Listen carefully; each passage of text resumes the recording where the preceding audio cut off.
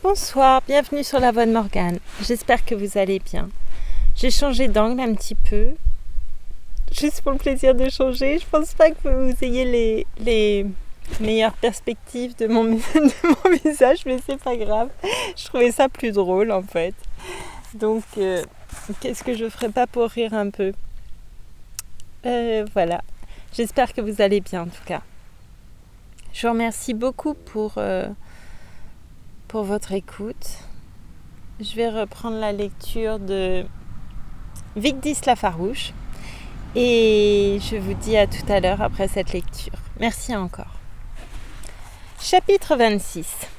Vers la fin de l'automne, Gudrun mit au monde un fils. Werterlide versa de l'eau sur l'enfant et lui donna le nom d'Atle. Gudrun gardait encore le lit à ce moment-là. Un beau matin, Lecknie était près d'elle dans la salle.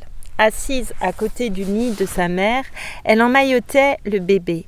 Quand elle eut fini, elle le garda sur ses genoux, l'embrassa et le caressa. Elle disait « Qu'il est beau et charmant ce petit. Je préférerais, mère, qu'il fût à moi et non à toi. » Gudrun répondit d'un ton fâché. « Apporte-le-moi et ne reste pas là à dire des bêtises. Il ne serait pas trop tôt d'ailleurs que tu aies un bébé toi-même. Tu as atteint tes 20 ans. » Je ne sais pas ce que tu attends, ni pourquoi tu ne pourrais pas te marier comme tout le monde. Tu aurais pu épouser Odd Bernson et ta situation eût été excellente à tout point de vue, à ce qu'il me semble.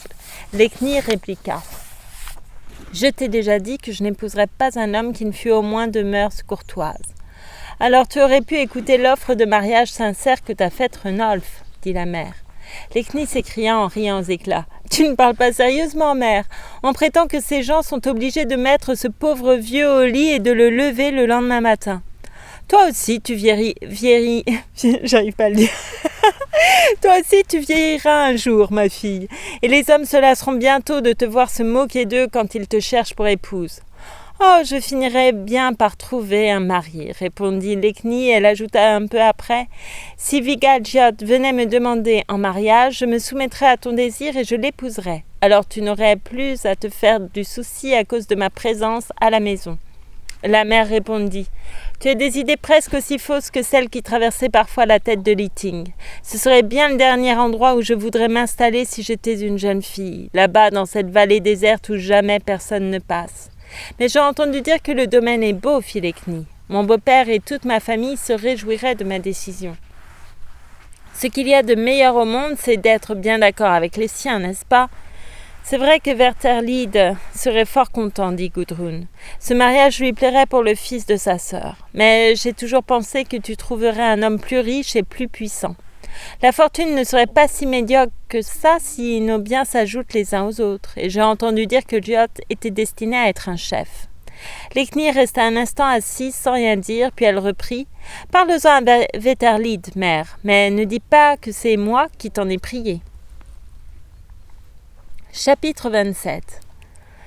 Giot était chez lui à Skomedal quand Werterlide vint lui faire visite un peu avant le solstice d'hiver. Le jeune homme accueillit fort bien son oncle et ils furent tous deux très heureux d'être ensemble. Le domaine est situé dans une vallée qui porte le même nom de Skomedal. Elle est bordée des deux côtés par de hautes montagnes. Du côté de la rivière où se trouve le domaine, il y avait dans ce temps-là des bois de bouleaux. Les pâturages et les pêcheries y sont excellents. Giot élevait un bétail nombreux. Werterlide prêta grande attention à la façon dont Giot dirigeait ses biens. Il trouva en Giot un propriétaire diligent, bien plus capable qu'il n'aurait cru chez un homme de cet âge.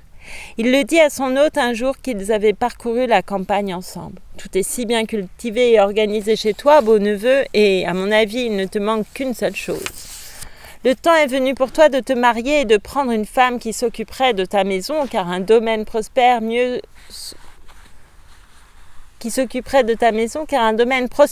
sous la main de la maîtresse.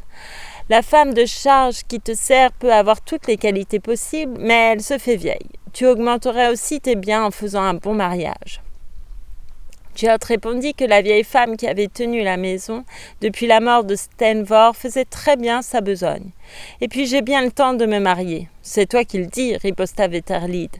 Giot se tut et Werterlide poursuivit. « Je ne puis croire que tu penses encore à Vigdis Gunnarsdatter. » Giot rougit et dit très vite. « Je ne sais pas où je pourrais m'adresser pour trouver une épouse. » Tu as parlé à Lekni Ligdinsdatter cet été, reprit Veterlid. Que penses-tu d'elle ? Beaucoup de bien, répondit Giot avec lenteur. Elle est belle, ses propos sont plaisants et judicieux, mais je n'ai jamais songé à me mettre sur les rangs. Elle est aussi intelligente qu'aimable, poursuivit Veterlid. Bonne pour ses gens, adroite et travailleuse. Je lui ai parlé de toi et je ne crois pas que tu aies su un refus de ce côté. C'est Thorbjorn qui décidera du mariage, en plus de Lekni elle-même et de Gudrun. À vrai dire, beau neveu, il me semble que vous vous convenez tout à fait, et nombreux sont ceux qui réjouiraient votre accord. Sont ceux que réjouirait votre accord. Je vois bien, bel oncle, que tes conseils sont bons, dit Giot, et c'est grand mérite de ta part de vouloir m'aider à faire ce bon mariage. Mais je n'ai pas encore envie de me marier. Veterlid le pria de penser à la chose, mais il n'en parla plus ensuite. Il se contenta de surveiller Giot et s'aperçut qu'il dormait mal la nuit et qu'il paraissait la plupart du temps accablé par de tristes pensées. Le dernier jour que Veterlid passa à Skomedal, il demanda à Giot s'il avait réfléchi à cette possibilité d'épouser Lekni. Giot répondit « Je te remercie grandement pour ta sollicitude, bel oncle, et je viens te demander ton appui dans cette affaire car je vois bien que ton conseil est bon. » Giot raccompagna donc Veterlid jusque chez lui. Gudrun et Lekni le reçurent avec bonté et on célébra les accordailles. Le mariage eut lieu au printemps. Veterlid organisa les fêtes avec magnificence. Puis Giot et Lekni partirent pour Skomedel et leur vie conjugale fut heureuse. Formidable. Chapitre 28. Un jour de l'été suivant, Giot remonta la vallée pour faucher les prés qu'il possédait là-haut. Il faisait un soleil splendide et très chaud. 2 hommes accompagnaient Giot. Ils allèrent faucher d'un côté de la rivière et Giot travailla sur l'autre rive.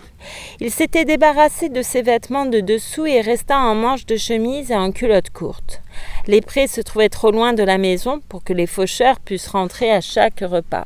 C'est pourquoi, à l'heure de nonne, Giot se disposa à rejoindre ses gens et à manger un morceau avec eux. À ce moment-là, il aperçut Lekni qui longeait la rivière. Elle était vêtue avec soin et portait la robe vert pâle qu'il lui avait vue le jour du festin. Elle tenait à la main un gros paquet noué dans un torchon. Arrivée près des ouvriers, elle s'arrêta un instant pour bavarder avec eux et leur donna quelque chose qu'elle prit dans son baluchon, mais ensuite elle traversa le cours d'eau sur des pierres pour rejoindre Giot. « Ma mère m'a envoyé de l'hydromel, dit-elle à son mari, et je pensais que cela vous ferait plaisir d'en boire à vous 3 qui fauchez par cette chaleur. » « Mais tu n'aurais pas dû prendre toi-même la peine de nous l'apporter, dit Giot. Oh, ce n'est pas terrible, ce beau temps est chose rare et j'avais envie de voir jusqu'où vont nos prés. » Giot proposa alors à Lekni de retraverser la rivière et de retrouver les faucheurs qui avaient les provisions. Mais Lekni se mit à rire et indiquant le paquet qu'elle portait, « Tu devrais bien te douter que l'on s'est préoccupé de t'apporter à manger puisque ta femme vient à toi en ce fond de vallée. Asseyons-nous là-haut dans le pré. Il y fait bon et frais. » Elle escalada la pente. De temps à autre, elle se penchait sur le foin, en prenait une poignée pour en respirer le parfum. Au sommet du pré, il y avait un beau queutau de bouleau. Lekni ne put s'empêcher de s'y rendre. L'odeur des feuilles nouvelles était si fraîche. La jeune femme découvrit un abri entre les rochers. Il y avait de l'ombre, de la bruyère et de l'herbe, et le creux était juste assez grand pour que Giot et Lekni pussent y trouver place. Lekni invita son mari à venir auprès d'elle. « Tu pourras te coucher et dormir quand tu auras mangé à ta faim. » Ils mangèrent et burent. Lekni ne cessait de rire et de plaisanter. Quand ils eurent fini, Giot s'étendit dans la bruyère, désireux de s'endormir. Il posa un bras sur son front pour s'abriter du soleil. Mais Lekni défit le fichu qu'elle avait noué sur sa tête et en couvrit les yeux de Giot.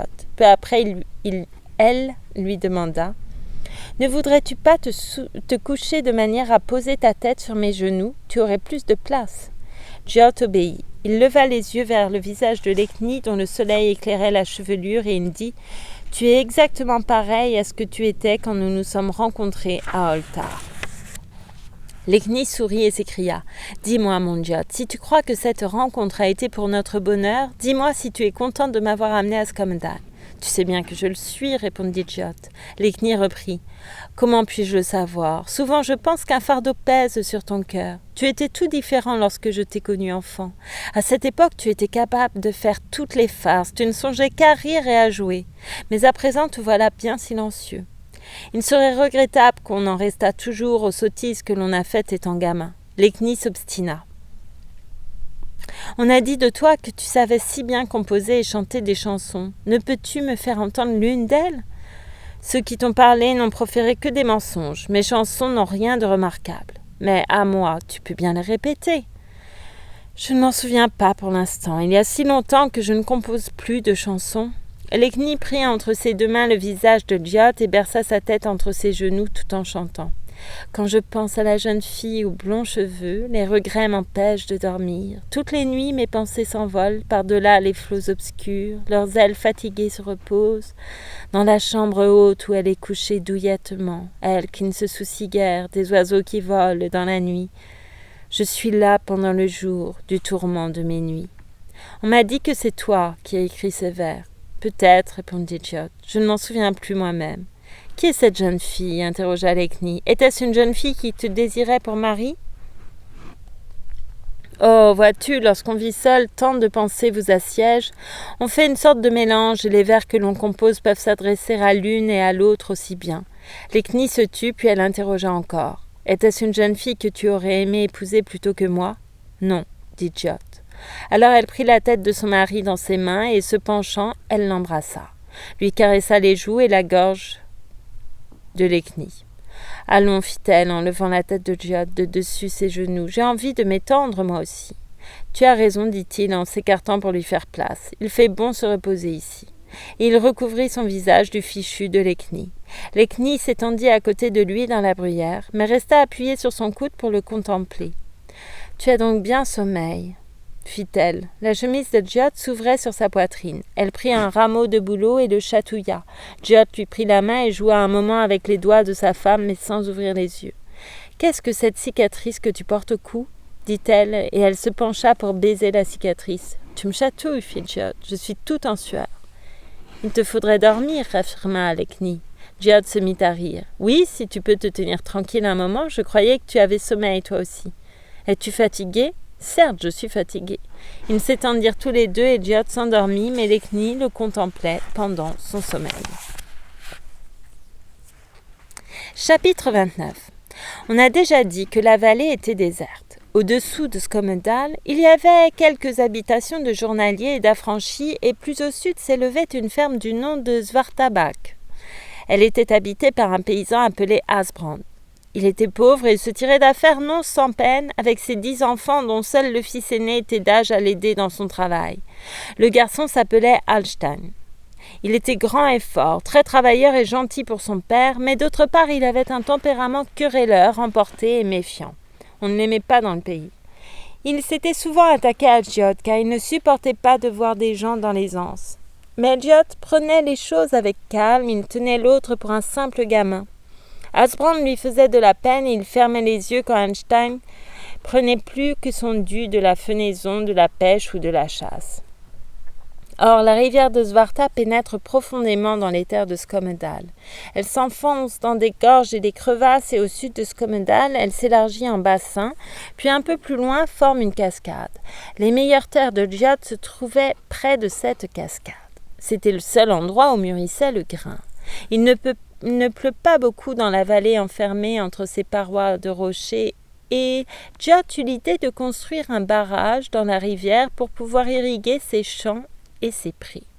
Il commença les travaux une certaine année avant la crue printanière.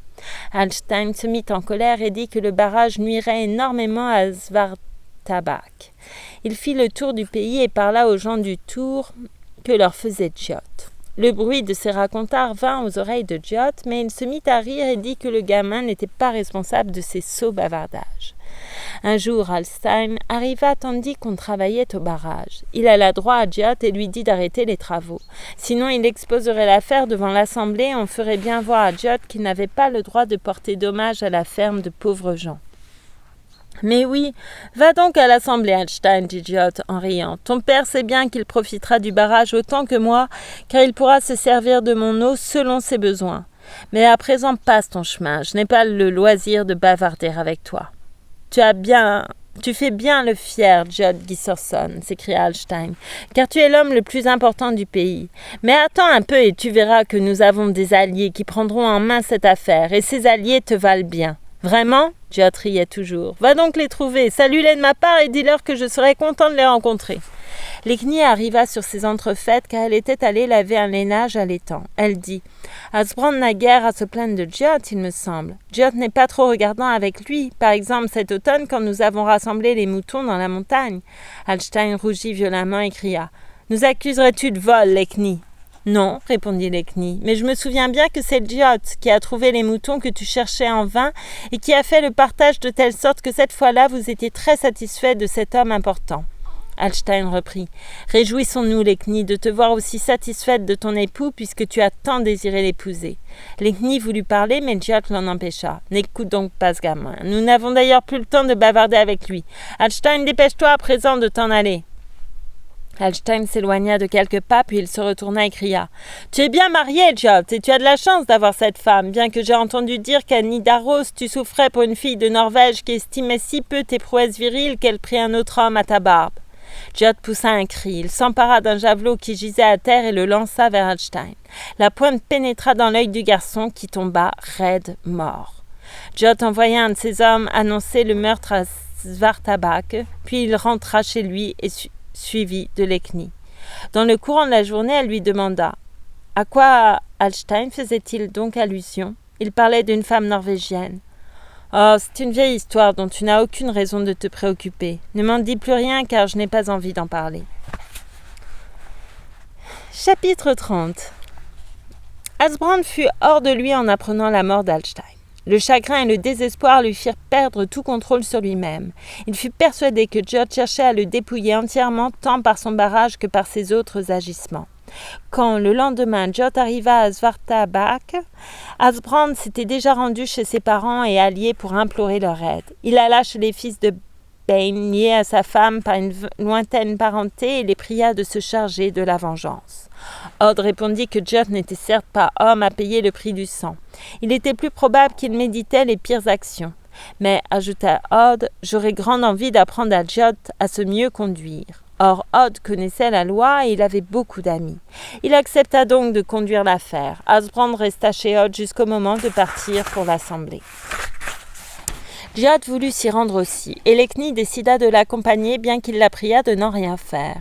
Elle attendait un enfant et le voyage était long et périlleux. Mais l'Ekni pleura, supplia, elle dit qu'elle n'aurait plus de repos à la maison avant de savoir ce qui se passerait avec Odd.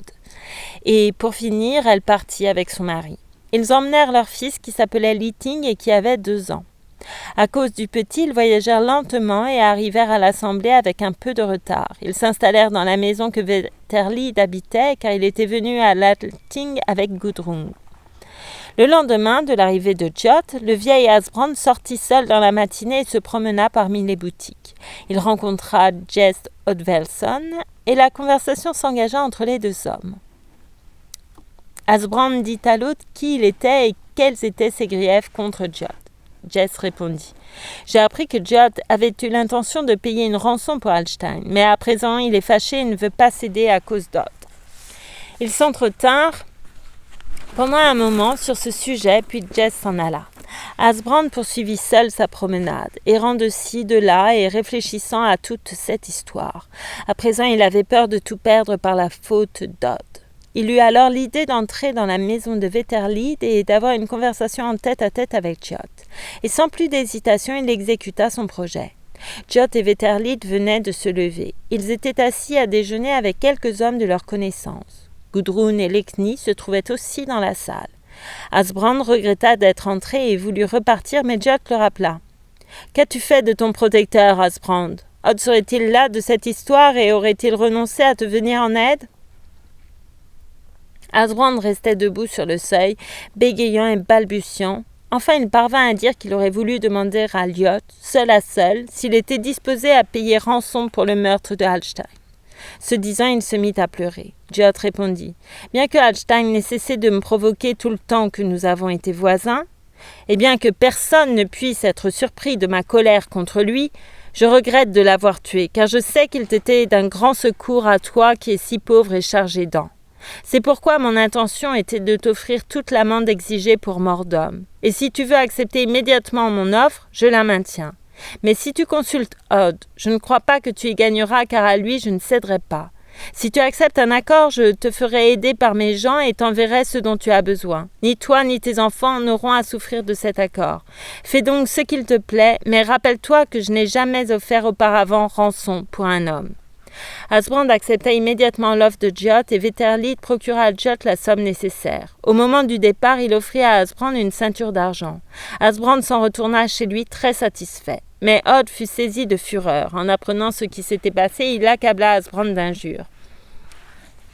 On parla beaucoup de cette histoire. Chacun trouvait que Vigadjot était devenu singulièrement débonnaire depuis quelque temps. Mais Lekni vanta la grandeur d'âme de Djot devant tous ceux qui voulaient bien l'écouter. Jamais il ne s'était réconcilié de cette façon avec personne et il venait de le faire avec ce pauvre vieux qui n'était pas de force à lui résister. Mais on riait des arguments de Lekni et l'on disait que Djot pouvait bien faire ou défaire ce qui lui plairait, sa femme se déclarerait toujours satisfaite.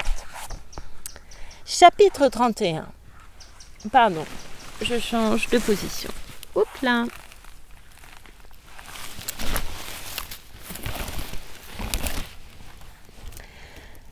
Après l'assemblée, Djot et Lekni accompagnèrent Veterlid et Gudrun à Oltar où ils séjournèrent quelque temps. Un beau jour, Djot partit à cheval pour aller examiner une des juments que Veterlid élevait dans la plaine. Il rencontra Odd Benerson accompagné d'un de ses valets. Odd salua Djot et lui dit « Puisque nous suivons le même chemin, nous pourrions bien chevaucher ensemble. Maintenant que tu t'es réconcilié avec ce pauvre vieil Asbrand, il serait assez naturel que nous aussi fussions amis. » Djot se contenta de répondre qu'il ne voyait pas d'inconvénient à chevaucher en compagnie si l'autre le désirait. À chevaucher de compagnie si l'autre le désirait. Odd demanda des nouvelles des habitants de Oltar, puis de la santé de Lekni. Djot répondit brièvement à ces questions.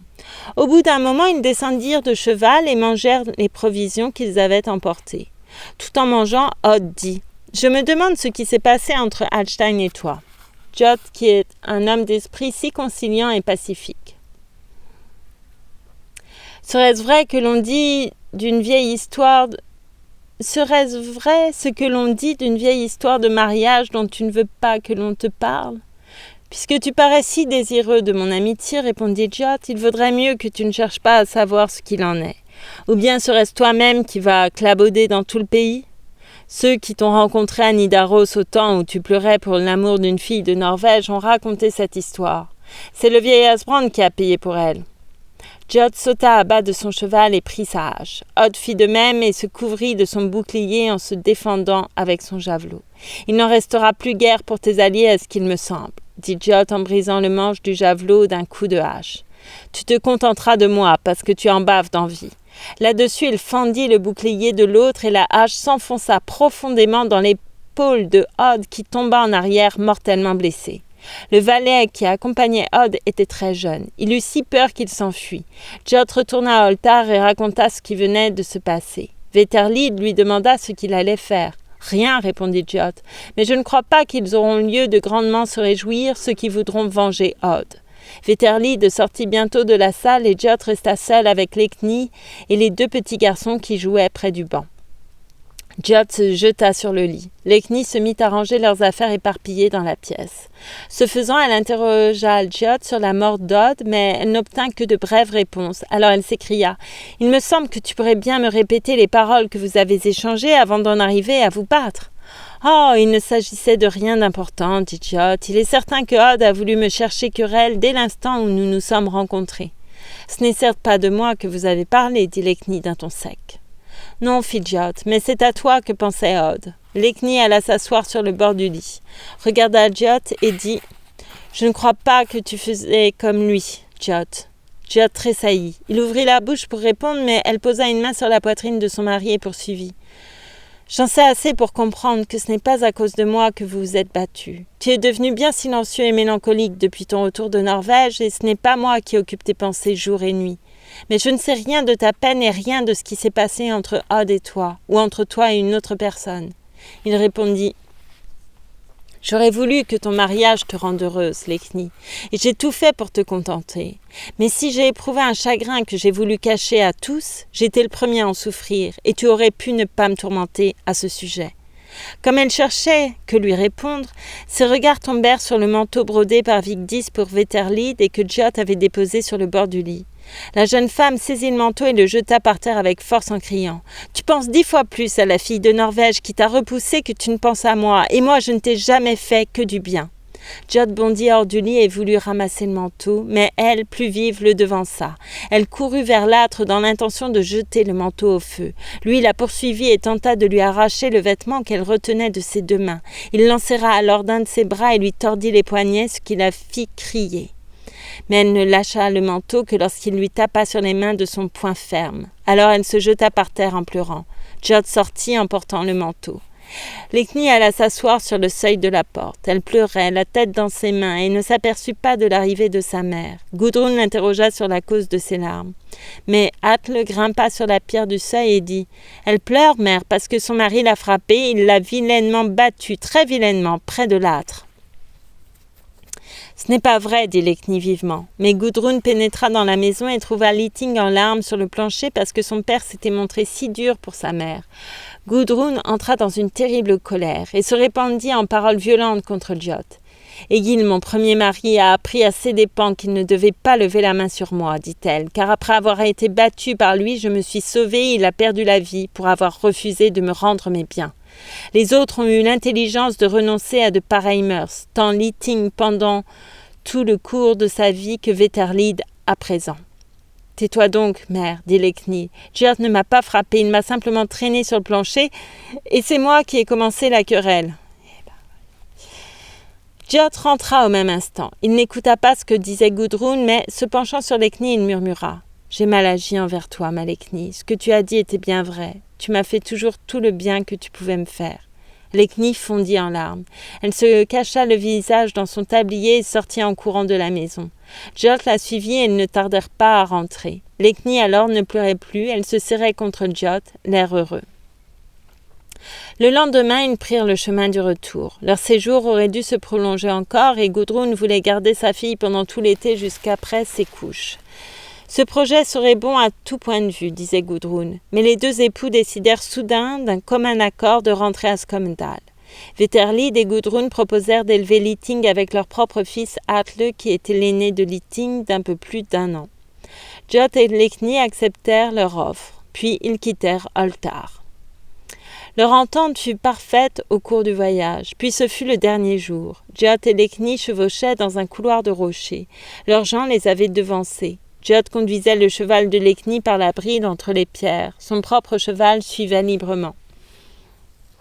Il faisait un temps gris et maussade, et par moments des bourrasques de neige fouettaient le visage des voyageurs. Comme ils cheminaient ainsi, Lekni dit tout à coup « Je n'ai cessé de penser à ce que tu m'as dit à Holtar. Mais si tu as dit la vérité en me racontant que ce qui t'a le plus chagriné est d'avoir été repoussé par ces gens, tu pourrais te consoler en pensant que c'est nous, ici, qui t'avons recherché. Le mariage que tu as fait était considéré comme un bon mariage et celle que tu as obtenue avait été demandée par plusieurs. »« Ce n'est pas de chagrin qu'il s'agit, répondit Djot, mais tu peux bien comprendre que je me mette en colère apprenant que les fils de Bain et leurs amis répandent cette histoire par tout le pays. »« Je ne comprends pas, reprit-elle un peu plus tard. Pourquoi tu conserves si précieusement ce manteau alors que tu ne penses plus à celle qui l'a brodé ? Oh, il me va si bien. » La neige les aveuglait et ils restèrent silencieux pendant quelques instants. Puis Lekni ajouta, quand la bourrasque s'apaisa un peu, « Était-elle plus belle que moi, cette fille de Norvège ?»« Non, dit Djot sans la regarder. « Non. La plupart des gens te diraient plus belle. »« Était-elle plus riche alors ?» demanda encore Lekni. « Oh, je pense que les biens s'équivalent, répondit Djot de même. Mais dans tes pensées, elle reste supérieure à moi. » Lekni parlait avec humeur. En quoi m'était-elle donc supérieure ? En ce qu'elle posait moins de questions que toi, peut-être, fit Djot en riant cette fois. Lekni se pencha pour le regarder. Son visage était blafard comme les pierres de la lande. Il se passa un long moment avant qu'aucun d'eux ne reprît la parole. La neige cessa de tomber quand ils sortirent du défilé. Ils se trouvèrent devant une vaste étendue de tourbières. Djot rendit les rênes à Lekni et était sur le point de se mettre en selle lui-même quand Lekni murmura à voix basse. Cette histoire ne sera plus jamais évoquée entre nous désormais. Je te le promets. Mais je te prie de m'accorder une chose. Dis-moi son nom. » Jyot s'appuya contre son cheval et resta longtemps sans répondre. Son regard ne se posait pas sur sa femme. Il errait au loin. Enfin, il dit très bas « Vigdis ». Aussitôt, il monta à cheval et ils chevauchèrent longtemps côte à côte sans échanger une parole, et une fois arrivé à la maison, Leqni resta triste et muette.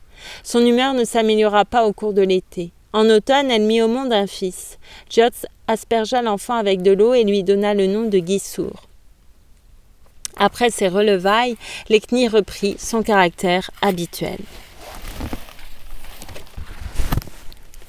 Chapitre 32. Au cours de l'automne suivant, en ramenant les moutons à Skomdal, ils s'aperçurent qu'il manquait quelques béliers châtrés. Liot partit à leur recherche avec l'un des valets. 3 jours plus tard, Leqni était dans la cour lorsqu'elle vit le valet revenir en poussant les moutons devant lui. Elle lui demanda où était resté Jyot. Le valet répondit que son maître était retourné au chalet pour réparer l'enclos. Après avoir entendu les valets, Leqni ne cessa de contempler la lande. Il faisait un beau temps clair. La neige nouvelle sur la pente étincelait au soleil. Au bout d'un moment, elle dit à ses gens son intention de monter au chalet. Puisque Jyot avait entrepris de travailler à l'enclos, elle pourrait lui parler de diverses choses qu'elle désirait installer. Les valets échangèrent un sourire en l'entendant dire ces mots. Elle continua à bavarder avec eux jusqu'à ce qu'elle dit enfin qu'il était temps pour elle de se mettre en route, et elle ajouta « Ne prenez pas la peine de m'accompagner ». Leqni avait un vieux cerf qui avait vécu auprès d'elle depuis son enfance et qui la suivait comme un chien. C'est lui qu'elle pria de la suivre. Au coucher du soleil, ils atteignirent l'enclos mais n'aperçurent pas Jyot. Ils virent qu'il avait extrait des mottes de tourbe du marais au cours de la journée. La bêche et la pioche étaient appuyées contre le mur du chalet. Leqni et son compagnon poussèrent la porte et trouvèrent encore des braises dans le foyer. Le chalet était en pierre et recouvert de tourbe. Le bas-flanc était si large qu'on y pouvait coucher 2 côte à côte. Un lit avait été préparé, une corde suspendue au-dessus supportait des fourrures et des tapis de manière à protéger les dormeurs des courants d'air et de la fumée. Leqni attendit longtemps, mais Jyot ne vint pas. Elle dit alors au vieux domestique d'aller se coucher dans l'étable. Et comme il faisait froid et que la provision de bois à brûler lui parut trop petite pour activer le feu avant l'arrivée de son mari, elle se mit au lit et tira la couverture pour avoir moins froid. Elle s'endormit aussitôt. Au cours de la nuit, un bruit de voix la réveilla. Elle risqua un œil entre les tapis qui la cachaient et vit le feu allumé dans l'âtre. Jyot était assis sur le banc en face d'elle. Mais il y avait un autre homme dans la pièce. Quand il parla, elle reconnut son beau-père.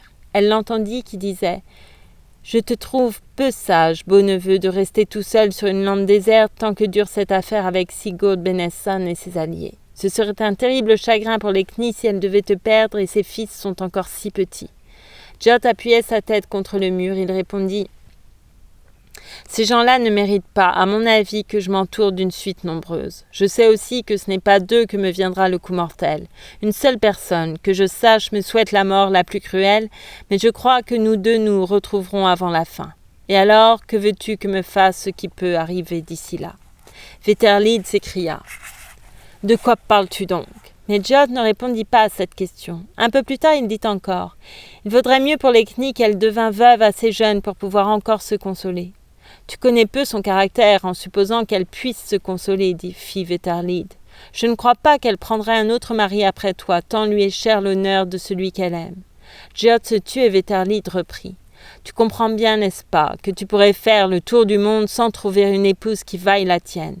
C'est vrai, dit enfin Jyot, mais je préfère le grain de beauté qu'elle a entre les seins à toute la grâce de Leqni. Je l'aimais plus quand elle m'a frappé au cou avec son couteau que je n'aime Leqni quand elle m'entoure le cou de ses bras. J'étais moins malheureux au temps où, errant dans les montagnes du Dovre, en plein hiver, je pensais à ces paroles de malédiction que lorsque je rentre à Skomdal, sachant que Leqni m'accueillera avec des paroles de tendresse sur le seuil de notre maison. J'aimerais mieux que l'ours blanc me brise les os dans son étreinte que de penser que Karl la tient sur ses genoux. Veterlid était en colère. Tu t'es mis dans une position bien fâcheuse, beau neveu, mais ta plus mauvaise action a été de ne rien dire avant de faire de Leqni ta femme. Oui, dit Jyot, mais en ce temps-là, je croyais pouvoir la chasser de mon esprit en me mariant. À présent, je vois bien que le mal que je lui ai fait est un mal encore plus grand pour moi, car je souffrirai tant que durera ma vie d'avoir possédé un jour cette fille blonde et de l'avoir perdue. J'ai peur que tu n'aies bien mal reconnu l'hospitalité de Gunnar, beau neveu. Je l'ai encore plus mal reconnu que tu ne le penses. La plus belle heure de ma vie a été celle où Vigdis et moi, assis ensemble dans l'ancien lieu du sacrifice, nous mangions des baies. J'étais plus heureux encore ce jour-là que lorsque, étant gamin, j'ai tué le meurtrier de mon père au pied du Hawk-Tind. Mais lorsqu'elle m'a quitté après notre dernière rencontre, elle portait une lourde peine. Cependant, je l'ai su plus tard, ma peine était encore plus lourde que la sienne. Veterlid dit avec une colère douloureuse « Tu as donc violé la fille de Gunnar. En ce cas, tu as commis un acte infâme dont je ne t'aurais jamais cru capable. » Liot eut un rire bref et répondit « Peut-être ne m'en serais-je pas cru capable, moi non plus. » Veterlid reprit « C'est mal ce que tu as fait là. » Liot rit encore. « Certes, ce n'est pas bien. » Les deux hommes se turent. Enfin, Jod se leva et commença à se dévêtir. Il demanda à Veterlid s'il ne pensait pas qu'il était temps de se coucher. Leknis se serra tout contre le mur. Elle tremblait comme la feuille. Mais les yeux fermés, elle essayait d'avoir l'air de dormir. Jod, après s'être déshabillé, voulut faire glisser le tapis sur la corde pour se mettre au lit. Il aperçut alors Leknis. Un flot de sang lui monta au visage. Il lâcha le tapis, puis aussitôt se pencha sur sa femme en l'appelant doucement par son nom. Leknis ne répondit pas. Elle respirait profondément comme on le fait dans le sommeil. Jod se retourna vers Veterlid et lui dit « Je vais te préparer un lit sur le banc, bel oncle, car je m'aperçois que Leknis est venu ici ce soir. » Veterlid poussa un cri, mais Jod lui fit signe de se taire. Elle semble avoir dormi toute la soirée. Et Jod installa Veterlid sans plus rien dire. Quand le lit fut prêt, il revint vers Leknis et, avant de se coucher, voulut se rendre compte si elle dormait en lui posant la main sur la poitrine. Alors il la sentit trembler toute sous ses doigts. Le cœur de Leknis sautait comme un poisson pris au filet. Jod s'étendit près de sa femme, ne sachant que lui dire. Il resta donc silencieux, et cette nuit-là, ils demeurèrent côte à côte en feignant de dormir. Mais chacun d'eux savait que l'autre était éveillé. Vers le matin, Jod s'assoupit. Alors Leknis se mit à pleurer doucement et, tout en pleurant, elle finit aussi par s'endormir. À son réveil, elle vit que les deux hommes, déjà levés, étaient en train de préparer le repas matinal. Leknis s'habilla rapidement et vint leur dire bonjour. Veterlid lui demanda à quel moment elle était arrivée au chalet. Ne les avait-elle pas entendus la veille au soir ? Pendant que Veterlid parlait, Jod se leva précipitamment en disant qu'il lui fallait aller voir si les chevaux ne manquaient de rien. Leknis répondit à Veterlid qu'elle était arrivée à peu près à l'heure du souper et s'étant mise au lit pour attendre son mari, elle s'était endormie pour ne se réveiller qu'à présent. « Mais où donc étais-tu, Jod ? Et d'où vient Veterlid ?» Jod répondit qu'il était allé inspecter ses collègues et qu'à Glaglemyr, il avait rencontré Veterlid en route pour Skomedal. Les compagnons de Veterlid étaient partis en avance pour le domaine. Jod prit 2 perdrix suspendus à la porte et demanda à Leknis de les faire rôtir pour le déjeuner. Tout en obéissant, elle raconta à Jod le motif de sa venue au chalet. Il lui promit de faire les étagères dont elle avait besoin et de les installer selon son goût. Puis Leknis s'en retourna chez elle en compagnie de Veterlid pour s'occuper des gens arrivés la veille. Dans la soirée, Jod revint à cheval à Skomedal. Leknis était sur le pas de la porte, mais quand elle le vit, elle se hâta de rentrer dans la salle de tissage. Il la suivit et posa ses 2 mains sur les épaules de sa femme pour la forcer à le regarder. Leknis avait le visage baigné de larmes. Il l'embrassa et dit « Je sais combien je pourrais être heureuse si ton amour me remplissait le cœur de joie. Nulle femme au monde ne te vaut pour la bonté. » Leknis répondit « Je ne regrette pas d'avoir entendu votre conversation cette nuit. Tu m'as fait bien plus mal le jour où tu as prononcé son nom quand nous traversions le marais. » « Que va-t-il advenir de nous à présent » demanda Jod, et elle répondit « Ce sera comme tu voudras. Tu feras toujours de moi ce que tu voudras. » Jod se détourna pendant quelques instants, puis il embrassa encore Leknis et s'en alla. Chapitre 33. Ainsi va le monde. Toutes les peines s'atténuent avec le temps, et il en fut de même à Skomedal. Pendant des années, les 2 époux, absorbés par d'autres préoccupations, pensèrent moins à leur chagrin et en souffrirent moins.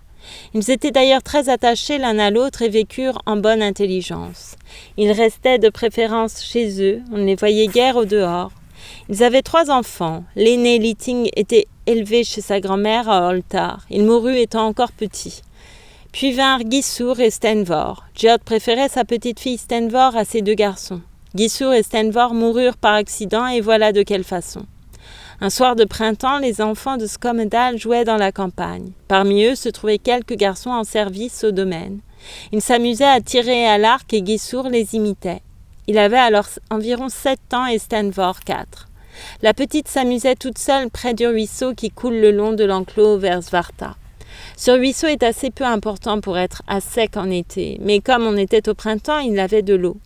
Les garçons avaient construit un barrage semblable à celui qu'ils avaient vu dans la grande rivière. Ils avaient aménagé une sorte de trou dans lequel un homme de petite taille aurait enfoncé jusqu'aux genoux. Stenvor trottinait de ci, de là, se parlant à elle-même. Tout à coup, elle vit sur l'autre rive du ruisseau la pente nue, toute dorée par le soleil couchant. Elle était si jeune encore qu'elle ne se souvenait plus guère de l'été précédent et elle crut la terre couverte de fleurs. Elle traversa donc le ruisseau un peu en amont, là où les eaux étaient très basses. Elle se trouva si heureuse sur la pente ensoleillée qu'elle fit un petit tas de bruyères et de cailloux dans l'intention de bâtir une ferme où il y aurait beaucoup de moutons, de vaches et de chevaux. « Je devrais bien faire rentrer ces chevaux, dit-elle en désignant un petit amas de pierres jaunes. Ne veux-tu pas m'aider à emmener ce cheval? Il est fou, je ne peux pas en venir à bout. » Là-dessus, elle lança sur la pente la plus grosse des pierres et courut après elle. Gissur voulut aussitôt être du jeu, mais la ferme de Stenvor lui parut bien misérable. « Je vais partir pour la Norvège acheter du bois de construction, dit-il. Il s'empara d'un des souliers de Stenvor, le remplit de brindilles sèches prises au buisson de saule et fit voguer son bateau sur le trou d'eau. Il construisit ensuite avec sa sœur une maison magnifique. Mais quand ils eurent fini leur travail, le soleil avait disparu. Les enfants étaient mouillés, ils avaient froid et ne songeaient plus qu'à rentrer pour qu'on leur donnât à manger. Mais où avait passé le soulier de Stenvor? Elle frissonnait à l'idée d'entrer pieds nus dans l'eau glacée. « Je te porterai pour traverser le ruisseau, petite sœur, » dit le gamin, et la soulevant, il se mit à patauger dans l'eau. « Tiens, voilà Père là-haut sur la lande, » cria Stenvor. Ils levèrent tous 2 les yeux et voulurent lui faire signe. Mais Gissur glissa sur un petit bloc de glace immergé et tomba avec la petite. Geod revenait à cheval par l'enclos du bétail, de l'autre côté de la rivière. Il aperçut les enfants et leur fit un geste amical de la main, puis ils tombèrent et ne se relevèrent pas. Le père sauta à bas de son cheval et descendit tout droit parmi les éboulis. Il atteignit l'autre bord et se précipita sur la pente jusqu'au ruisseau. Les enfants étaient couchés, inertes, dans le trou. Geod vit que la tempe de Gissur avait heurté une pierre, et il tenait sa sœur si étroitement serrée dans ses bras qu'elle gisait sous lui. Les 2 enfants s'étaient noyés. Geod sut aussitôt qu'ils étaient morts, mais il rentra cependant à la maison, ses 2 enfants dans les bras, et ordonna qu'on apportât des couvertures chaudes et qu'on fît bouillir du lait. Lekni devint d'une pâleur mortelle en apercevant les petits. Mais elle dit que leur état ne pouvait être bien grave, ils n'allaient pas tarder à reprendre connaissance. Tout ce qu'on entreprit ne servit à rien. Gissur et Stenvor étaient bien morts. Geod finit par s'asseoir près du feu, la tête dans les mains, mais Lekni ne voulait pas renoncer à la lutte. Elle ne cessait de leur verser de force du lait entre les lèvres et de les frictionner avec des fichus de laine, bien que tout le monde lui assurât que ses efforts étaient inutiles. Enfin, elle prit les 2 petits corps dans ses bras en disant « Je les ferai vivre, moi, je vais me coucher sur eux et les couver jusqu'à ce qu'ils reviennent à la vie. » Et elle se jeta sur le lit avec eux et souffla dans leur bouche. Geod se leva et l'attira à lui. « Laisse-les reposer en paix, dit-il, il ne faut pas agir ainsi avec les morts. » Mais elle se dégagea en poussant des cris terribles. Elle lança au loin son fichu, s'arracha les cheveux, puis elle courut à la porte pour aller se noyer dans la rivière, elle aussi. Geod la souleva dans ses bras et la porta sur leur lit. Il dut user de toute sa force pour la déshabiller et la coucher. Toute la nuit, il fut obligé de la retenir. Il croyait qu'elle allait perdre la raison. Mais vers le matin, elle se calma, et quand elle se leva dans la journée, elle était toute tranquille. Elle ne pleura même pas beaucoup. On aurait dit une morte relevée de son cercueil.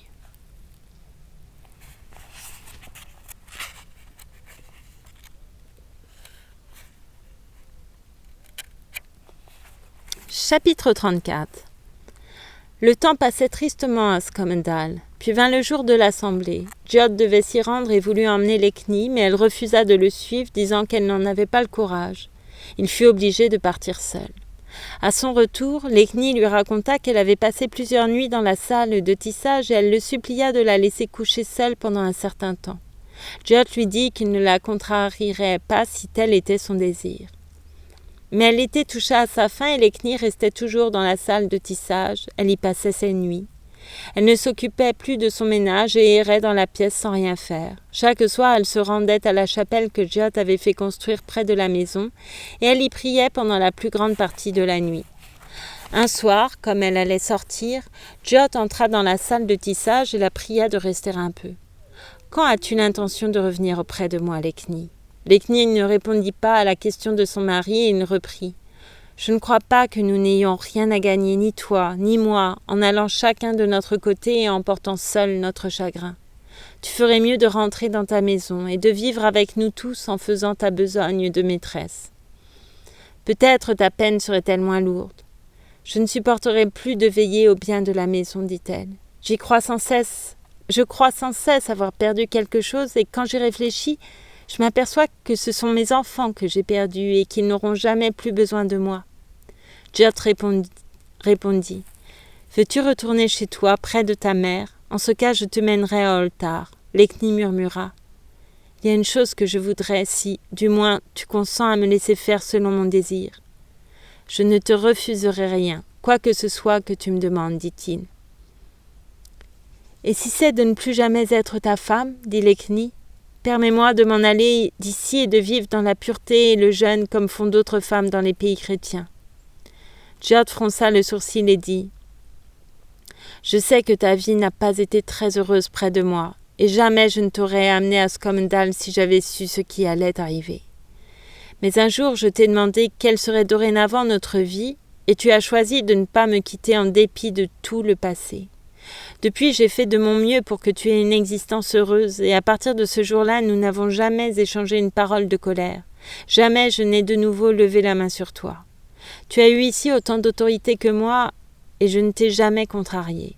Je ne me suis pas non plus amusée avec d'autres femmes, et je n'ai eu d'enfant qu'avec toi. »« Tu n'as pas non plus d'enfant de moi, s'écria Lecknie, et se couvrant le visage de ses mains, elle fondit en larmes. J'en ai autant de chagrin que toi, dit-il. C'est pourquoi je m'étonne que tu veuilles briser notre vie conjugale.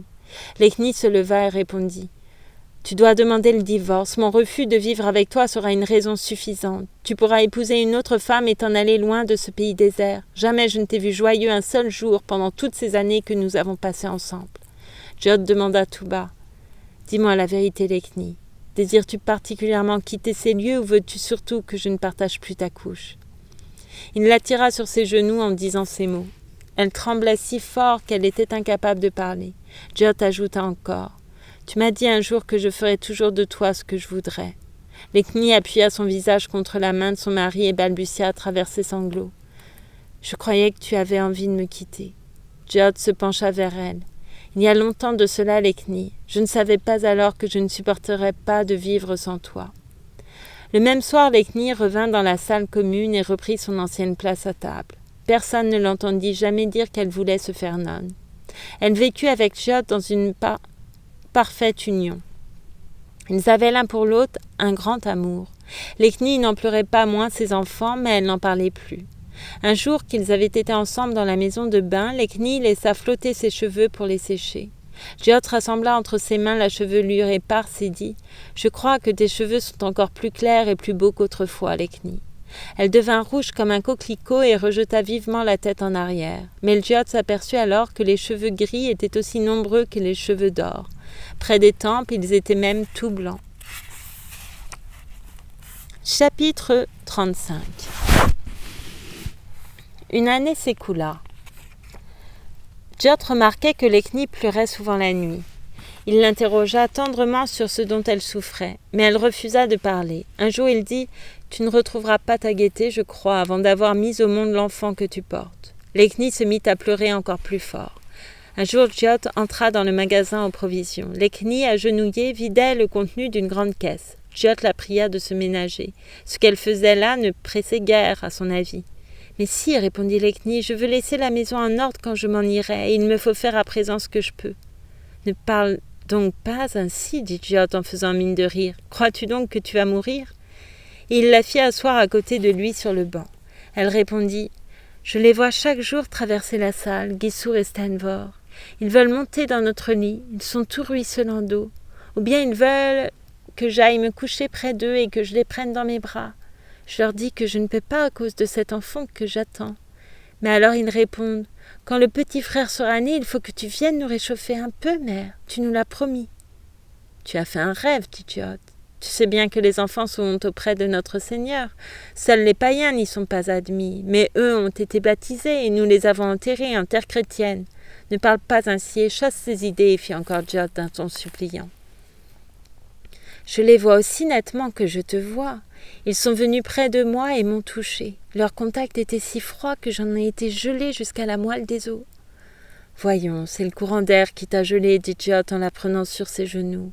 Je vais faire réparer le mur derrière le lit. Mais ne dis donc pas que tu vas mourir. Les enfants sont bien où ils sont et je n'ai plus que besoin de toi. Et j'ai plus que besoin de toi. Peu de temps après, Lekni mit au monde un garçon. Jot ne cessait d'interroger les sages-femmes sur l'état de Lekni, et elle répondait à chaque fois que tout allait pour le mieux. Mais quand on apporta l'enfant à son père, il était si malvenu que tout le monde conseilla à Jot de l'exposer. Car ce ne sera jamais vraiment un homme. Il restera toujours un pauvre avorton auquel la vie ne réservera aucune joie. C'est une action indigne d'un chrétien comme moi, dit Jot, et je ne la ferai pas. Dieu pourra bien lui venir en aide à ce petit et améliorer son état. Il fit donc baptiser l'enfant et lui donna le nom de Thorbjörn. Lekni pleura en apprenant ce qu'il en était de son fils. Elle pensait, comme les autres, que ce serait préférable pour lui de ne pas vivre. Il avait un bec de lièvre et pas de palais. Sa main droite, petite et comme flétrie, était pénible à voir. Quand Lekni en parla, Jot se mit à rire, disant qu'il ne trouvait pas la main gauche bien grande non plus. Lekni se remit et se leva le 10e jour. Mais le même soir, elle eut de la fièvre et dut se recoucher. Le lendemain, son état empira. Jot s'assit au pied du lit. Tout à coup, elle dit « J'ai peur à présent que les choses ne se passent comme je n'ai cessé de le craindre pendant tout ce temps, bien que j'ai prié ardemment pour que nous ne soyons pas encore séparés. 2 choses me chagrinent.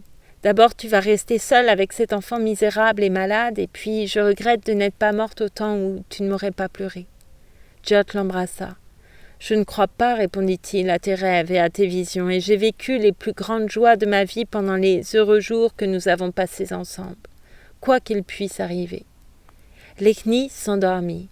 Jot la veilla toute la nuit. Vers le matin, elle se dressa soudain dans son lit et des deux mains montra la porte. Puis elle entoura le cou de son mari de ses bras, se renversa en arrière, l'attirant avec elle dans sa chute. Aussitôt après, elle lâcha prise, ses membres se détendirent. Elle était morte. Jot pleura beaucoup sa femme, mais son entourage trouva qu'il portait vaillamment sa peine et se plaignait peu.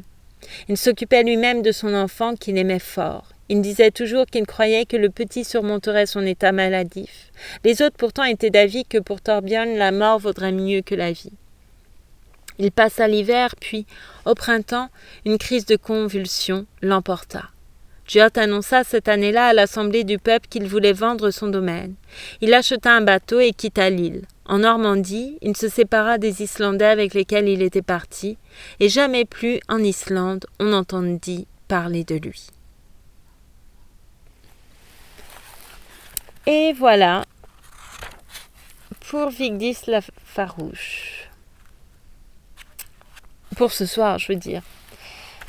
Nous en sommes au chapitre 36.